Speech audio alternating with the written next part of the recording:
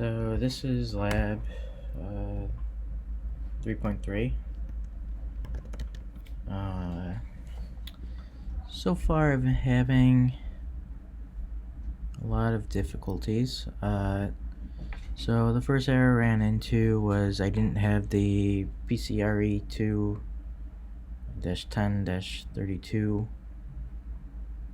installed.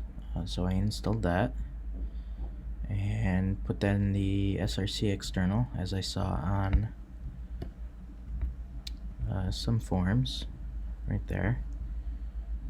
So after I did that, I ran into this fatal error, and unfortunately haven't been able to get past that, because when I do add that folder or add that file, I get a different error and I can't get past that one either. So this is my second virtual machine I've been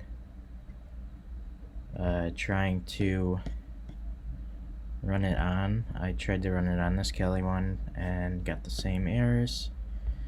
So no luck with installing the server, which is probably more important than the agent I did finally get installed on my Windows machine. So unfortunately I'm not able to do much of the lab.